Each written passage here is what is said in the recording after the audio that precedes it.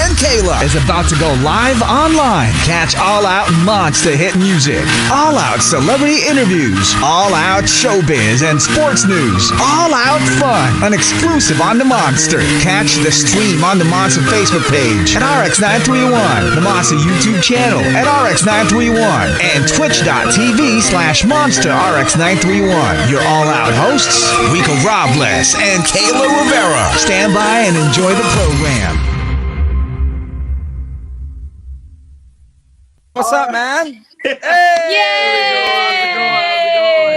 Good. There you have it. We were talking about, I guess, pretty much life, Miami or Florida is where you're at. You know what I mean? Game number 1, Eastern Conference Finals, Miami winning. Big thing. But how you been, man? How's everything?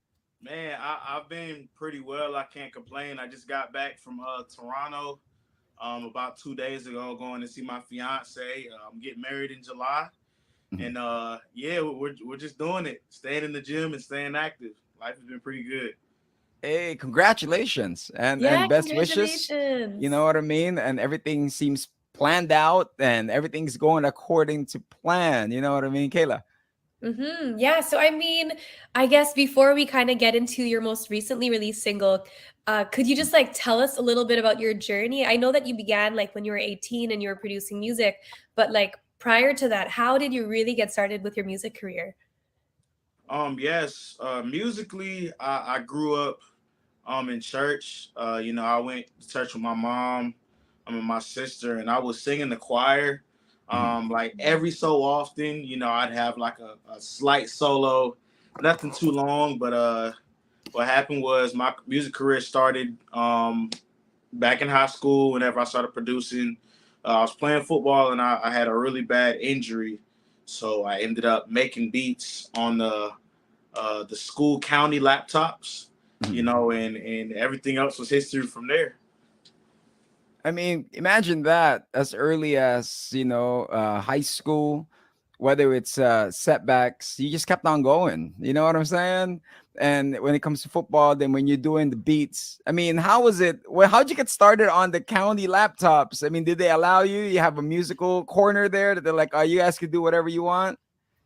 It was interesting because when we got the laptops, I saw it was two programs that were on there. It was a video game called Five Nights at Freddy's, and then it was software called FL Studio, which I still use today. And it was really ironic that those two programs were on the county laptops. I don't know if it was a hack or somebody else did something across the platforms and it just got to everybody else in the county, but it was there. And I had a friend by the name of Talik that he was making beats already. He's been doing it for 3-4 years prior than I was. And he was like, oh yeah, I can show you how to work this. And I ended up at the Boys and Girls Club of Hilton Head and started producing there on that laptop as well. Everybody could spit game, but not a lot could produce the beats. You know what I'm saying? Right. You know what I'm True. saying? Yeah, it's a really, really great thing. And your story is such a blueprint for upcoming producers, especially with those that are like, I just need the right equipment or whatnot. I mean, when you got started in it, what was the struggles on just working with FL Studios or, the other softwares that was on it? Oh man, the struggles, I didn't have the full version of FL Studio for about 2 to 3 years of me producing. So I would have to leave my laptop on all night if I didn't finish a beat. I didn't know how to stem out different instruments. I was using a lot of loops from websites that weren't royalty free. It was just a snowball effect. I didn't know how to save things properly. Sometimes I didn't know if an instrument had a certain behavior with it always looping over and over again, but you have to go in and fix it yourself. So it was a lot of things. It was definitely growing pains, but I tell people I graduated from YouTube University, so you can YouTube it Friday. Yeah, I was actually going to say, going back on those times, if you could give yourself advice or advice to anyone that is still in that kind of situation of where you started off, what advice would you give them? Yeah, I would just say to be a student of the game. Don't let your pride get in the way of learning something new. If you have somebody around you that's been doing it, partner with them and ask them questions. You can never learn too much. Like every day that you wake up, click a YouTube video, watching people cook up themselves, um, and just following tutorials like to get the basics down. You don't have to have the most extravagant beat your first couple of months. Just get the basics locked in. And with that being said, I mean, with just the basics locked in and everything, incomes, of course, doing it as a profession. When was Mhm. that step of like, I can make money off of this, or I could, change the world with this? And could you remember how much was the first beat that you charge, and how did you charge them? Or is it more of like use it, and pay me later? Yeah, it was. I sold beats to my homeboy in the city, and this was like a year after I graduated high school. Um, I think he bought about 20 beats, and I made like $800 cash off of them. There was no licenses, no contracts, no lease agreement, anything like that. It was just I pulled up with my laptop and I hooked it up to my car, played it on the aux cord. I played some beats, and he just handed me like a big wad of cash. I remember putting it in my pocket, and I'm driving home. I'm like, wow, this I can really make money off of this. This is okay. So I kept doing that over the summer, and it was sometimes I would spend $20 on gas to drive 45 minutes out to only sell one beat worth $20 and come back. But it was a good experience. So yeah, that's how it started. That was the first payment. I put it in a shoebox and spent it shortly after that. And so, I mean, you started off making beats, but when did you make that transition into you being the artist that would perform on your tracks? Yeah, it was my freshman year in college. I was 19 going on 20 years old, and I was still making beats. I had roommates that they rapped from the areas that they were from. But we were all in the car one night, and everybody was freestyling over my beats, and it was like the first person in the driver's seat would freestyle, and then the passenger would freestyle, and then one friend, and I'm sitting there in like the back left corner, like, okay, I see there, it's a pattern, but it's gonna skip over me, and nobody else started rapping when it got to my. I was like, all right, I guess I got to do it. So, from that day forward, I freestyled for like 20 minutes. Granted, it probably Wow. wasn't the best thing ever, but I did it, and it felt good, and people believed in me. So from that point forward, around 20 years old, I would freestyle and kind of like record over my stuff, but I didn't start releasing music seriously until I was around 22. So yeah. I mean, when you start releasing it on a serious tip, I mean, freestyling is different. It's a whole different art. What was the first Mhm. topic that you wrote about? Was it a love song? Was it like an LL Cool J, I Need Love kind of thing? Or was it more of like, this is my name? You know how it is? Some rappers get the name out there. This is who I am Yeah. kind of track. It was a R&B song named Bathsheba, and it was just talking about the Bible story, and I was like, let me tell this in a way that somebody on the street would recognize or like relate with this story. And I remember like mixing the song. I just had a bunch of high end, taking out all the low end. It was super hot. Like it was a bad mix, but my first song was an R&B song when I took it serious. And I think it was And the words that channeled, that propelled everything. Yeah. yeah, yeah, true. And I mean, with that first song being the first song that you released, who was the first person you showed it to, and what was their reaction? The first person I showed it to had to be my boy Dion, and we went to school together. We went to the college together as well. And I was like, hey, like I recorded this. I got the beat from YouTube, but I recorded this. Like, what do you think? And of course, like that's my man. So he's like, oh, this is amazing. This is fire, bro. Like, you got to record some more stuff. Like, sell me this one. Like, let me re-release. Like, it was pure excitement, and that gave me encouragement to keep going. Can you give us a sample of that? Can you still remember Yeah. it? Oh my goodness. Do I remember that song? I think I said bad little thing named Bathsheba. Bad little fling. I can't remember that song. Dang. I remember the beat and like the melody, but the words, I can't remember it. That's when you know you've written thousands and Yeah. thousands of Yeah, songs. You know that's what I true. mean? That's true. That's what it is. Yeah. Now, in comes, of course, your big hit, especially here in the Philippines. Yeah. Spin back. I mean, tell us about the story about that track and how did it feel when you saw it on TikTok and people were like, Yeah. "Oh man," It was the story behind it was I was on FaceTime with two of my friends, my DJ, Bryce G, and then my other friend Caleb Gordon. And it was like a late night, and I remember just telling them on FaceTime, like I felt like Christian hip hop was so serious. It was such a strict and harsh message, and a lot of the stuff that I was hearing, and even within myself, like I was very like closed off, and I wanted to have fun. So I told him, I was like, look, I'm just gonna find a sample of a song that I like. I was watching the Boondocks, and that's where I kind of got the hook from. Pairing it with the Gypsy Woman sample. Mhm. I recorded that night maybe for like 45 minutes to an hour.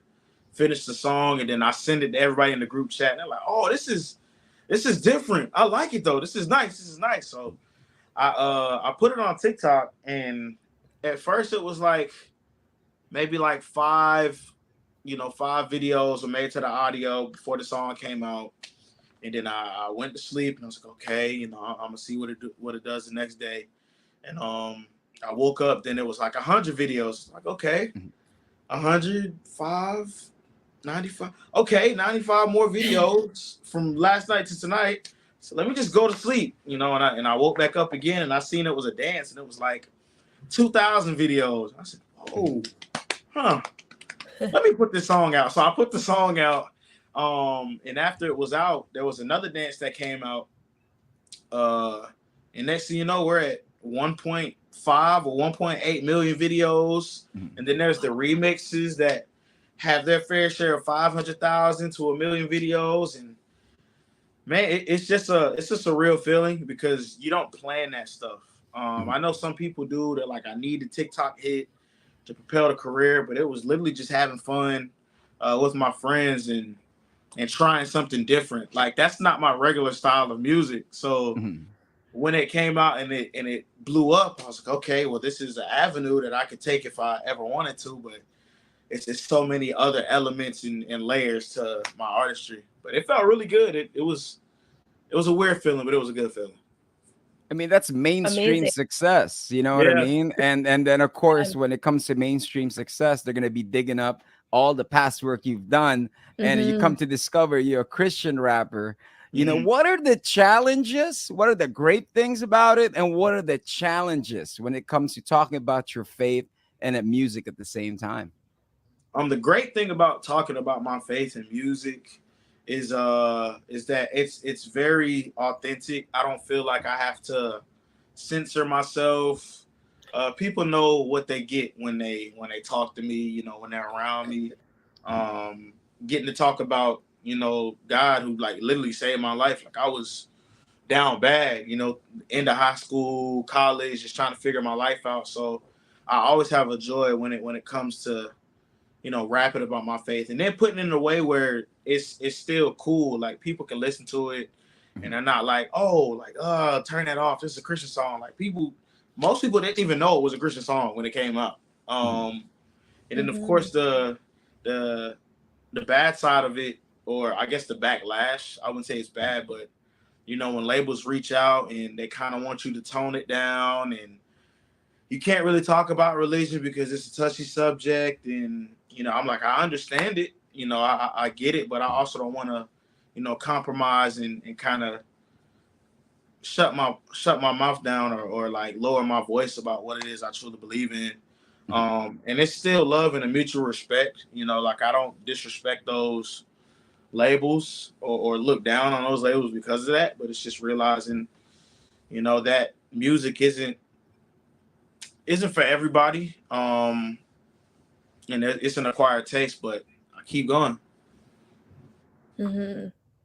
And I mean, like with your song hitting so big, Spin Back, like how do you feel like moving forward from that? Do you feel a lot of pressure, like in order to make another hit, The or like follow up. how exactly? What's the follow up like? The follow up, I was gonna do like different remixes, like actual remixes, country stuff, like with Florida Georgia line, things like that. I was like, maybe I can do that. That'll be a good bounce back. But I just wanted to be authentic and just give out good music, at the end of the day. Like Crosswalk, I got a song Freshie, very upbeat, fun records, but then it's gonna take like a pivot of, okay, now that you've gotten this side, like come and join me in this side of my artistry, and then getting an album ready for next year and people hearing that side of the artistry. So it was just like I had the ideas of the remixes and then I scrapped them because I was thinking too hard about it. And I just wanted to flow naturally. So I was like, you know what? Let's just keep putting out good music. Granted, the push on TikTok, that was probably like my hardest push or the most I've been on TikTok was whenever I posted Spin Back. So I might do that again for Freshie and see where it goes. So that should be the single that kind of ties it in. Most people will recognize that sound a little bit. And with everything that you're releasing, Freshie and Crosswalk, I mean, to remain authentic, is there any tips that you could give to people out there? It's different when you find your purpose, and it's different when you live your purpose. You know what I'm saying? And that's what you are doing. You're a walking example of it. I mean, do you have any tips for upcoming artists who sort of like debating still? Do I bring this out? Do I release this to be authentically themselves?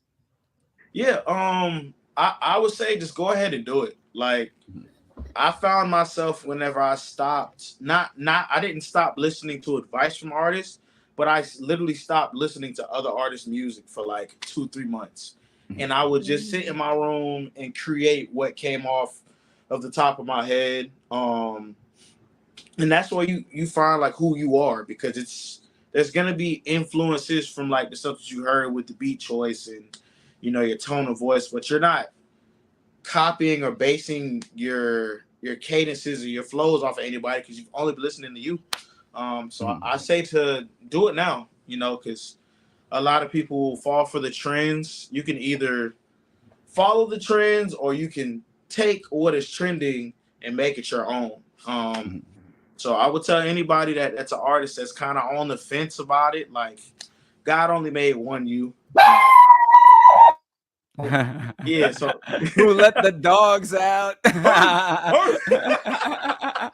That's true. God only made one you, man. so be you. Like nobody else can be you better than you can be you. So I say just go for it. And for those that are tuning in, we have, of course, Scootie Wop is joining us all the way from Florida. And here on the show, we do have some random fun questions for you. What was the first thing you bought when you made all that money? Oh, let me look around the room. Huh.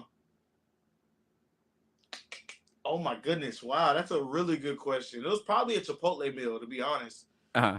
Yeah, like I spent a lot of money on just Chipotle bowls, what I'm saying, rice, chicken, stuff like that. I did get I got a bunch of stickers from a laptop. And then I put down money so that my mom can get another car. Hey, it's about family first, as they do say, family first. True, true. Now, also going on to another totally random question. What is your most favorite line that you've written in one of your songs? Ooh.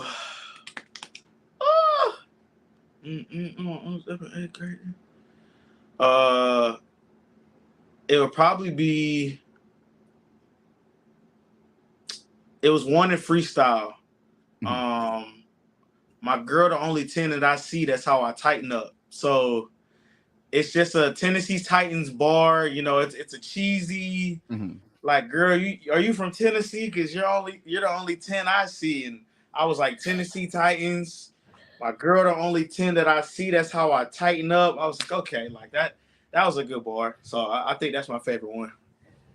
I like that Nice, vibe nice. that he has a lot of game when it comes to Yeah. it. Yeah, You know what I'm saying? I mean, true, I know true. you're about to get married, but how did you meet your fiance, and what kind of game did you spit at her, man? Oh man, I met her through the same guy that I showed Bathsheba to, Dion. He actually introduced me to her. So Mhm. it was weird because I was already in a relationship. So when he was like, yeah, she's a dope R&B singer, I think you guys would sound good if you wrote for her, y'all worked on stuff together. I'm like, yeah, all right, cool. Like, I'll text her, hit her up, but it won't be anything farther than that. Mhm. So time goes on, we're just friends. I'm kind of create my distance, so I'm not trying to get in trouble. I'm just staying out the way. And then finally, the relationship, well, not finally, but the relationship I was in came to an end, and it was kind of like an abrupt cutoff. She could tell that I was feeling a certain type of way, like I didn't want to talk to nobody, so I told her just leave me alone for like 6 months. Mhm. And I think my game started when she would post stuff on her story on Instagram, and I started off with just liking the story. I played it cool, and then she would post like an outfit, then I would put like a heart there, but I wouldn't say anything else. And she would post something else, and then I progressed to the heart eyes. Then I didn't say anything else, and she would like the heart eyes. I was like, okay, She would post something. I'm like, okay, I see you. Just something slight, like nothing crazy. And then I was like, you know what? Just get my number. Like, let's just chop it up. So we hopped on FaceTime. I made sure my hair was cut. I was clean. I was just kind of like, what you doing? She was like, oh, I'm just, painting in the house. I was like, yeah, that's cool. Yeah. And I just stayed on FaceTime the whole time. And that's really like how I locked it in. So take note of that, fellas. Emoji game strong, IG Yeah, story strong, and make sure you true. lined up on FaceTime real good. You know what I mean? This is something that but congratulations. I mean, with everything. Congratulations. And we hope one day you get to go here in the Philippines, man. Yeah. Many of your fans are going crazy when it comes to the tracks. I mean, is there any chance that you'll be on tour on this side? I finished up a tour on the East and West Coast June and July, but I do Mhm. want to just set up my own just show in the Philippines, like a one-off show before the year is over. If I can do like September, I would just need the connects, and we can make it happen. Like, I got my passport and I'm ready to stamp it up, so I'll come down. It will defrost you from the cold weather. You know Yeah, what I mean? true. Yes, please, please. That All would be right. amazing. And Yeah, but message to all your fans. Ooh, all the fans. All the Star Baby Worldwide Nation, everybody that knows that they're a star and they're called by name. Off the top, be authentically you. Embrace who God made you to be. Love yourself. Look at yourself in the mirror and say, "Dang, I look good." Like, wake up in the morning, I look good. Before I go to sleep, I look good. Make sure that you're chasing a goal, that you're setting goals, and not shortchanging yourself. Don't just focus on the times that you fall, but celebrate the wins that you've had inside of your life, and let that be a fuel to push you forward to something new. And make sure that y'all stay tuned in too. Like clothing, everything, everybody that's a fan exclusively, they follow me on Instagram. I'm really going to be rewarding them from the very beginning, so that we really build a community that's unlike any other. Hey, that's cool. Kayla. oh, amazing. No, I was just gonna say, I mean, asides you getting married in July, what else can we look forward to for you in the coming months and years? Yeah, ooh, in the next coming months, it'll just be um record releases, a lot of different shows, putting out apparel. I didn't want to call it Mm. merch because I wanted it to feel like actual streetwear, street fashion. Um, we will be what else are we going to be doing? We're going to be dropping projects towards the beginning of next year. We're working on stuff now. Um, Doing random pop-ups just in random cities. So if anybody sees me on Instagram saying that I'll be in this place in the next couple of days, we're just pulling up. We'll be playing new music for people, giving exclusive one-of-one pieces. Next couple of years, hopefully we can get nominated for a Grammy or something, either production, songwriting, a song itself, a feature, who knows. Yeah, we're just gonna see what the future holds. God willing, I'll have a baby Wop, maybe in 2 years, 3 years, and maybe he or she will start making music. Who knows? So we'll see. And the future rolls on. Now, here in the Philippines, there's a lot of rappers. And, those that are watching this, they're probably, looking for a beat maker and might as well get the one with the hit, might as well get the one with the purpose. Are you open to working with people here, and how can they get the tracks to you, if ever? Yeah, I'm open to working. I'm still, even though I'm under the label, like they know that my heart is to always try to help others and to put people in a place that, that I was in, and we all elevate. So I would say, like, if it's any collaborations or like people wanting feedback or things like that, like I have my manager, who actually was like one of the main ones that pushed me to start writing music for other people. So we have an email there where we are the good music, and they can send stuff there. I can sift through things, listen to it. If they're looking for production, I'm going to be getting back on BeatStars, which is a platform that is open to anybody that can find the website. And people can find beats there. They can lease beats there. Coming out with drum kits so that producers, if they're worried about, my sounds don't sound too good, it's like, okay, cool. I have a whole drum kit that I use on a day-to-day basis that now you guys can, have at your own leisure. So it'll be ways. Main thing is my manager. And then I want to open up a Discord, a Twitch, doing song reviews on Instagram Live, things like that. So the community will be really open real soon.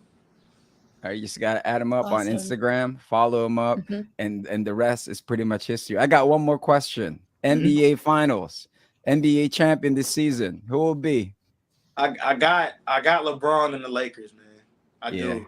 I believe I've watched LeBron like my whole life. Like that's my Michael Jordan of my lifetime. Like I watched him from when he got into the league to when he's about to leave the league. So I got the Lakers. I'm not shook that they just lost game one. It's Lakers in 5, and then whoever wants to try again the next round in the finals, just come see about it. Hey, it's that Darvin Ham grin. You know that Darvin Ham studying, right? It's the LA. Like, come on, like we get that chip for Bron Run. Hey, yes, right. Kayla. I just look forward to, hopefully you can come visit the Philippines this September. We would love to have you here, and just all the best. So thank you so much for guesting on All Out. And yeah. All right. Thank you very much. Thank you for joining us Thank and you. sending our congratulations in advance to everything, man. Once again, Scootie Wop joining us. Bye. Woo! All right, take care. There you go. Oh my goodness. Kayla learned so much. I know. Same here. It's especially when it's purpose, and when it's living your purpose and making a difference through what you love to do best, which is your passion, and not living to the excuse. I mean, imagine starting with a community laptop. Imagine that. I know. Not exactly, being able right? to save your work at times, you know what I mean? Is that kind of thing. So it's true. Yeah. And I mean, I loved as well, like when you asked him, what's your message to your fans? It wasn't just a simple, like, thank you for your support, but he was very encouraging and, just like always wanting to uplift those also around him. So I feel the good energy, and I feel like, his future is so bright. I mean, he's already killing it, but definitely more to come for sure. And I love it that he's a Laker fan too. Hey, that's what it's about. But that's the show. Till then, my name is Rico Robles. I'm Kayla Rivera. And this has been another awesome Monster exclusive interview. Peace.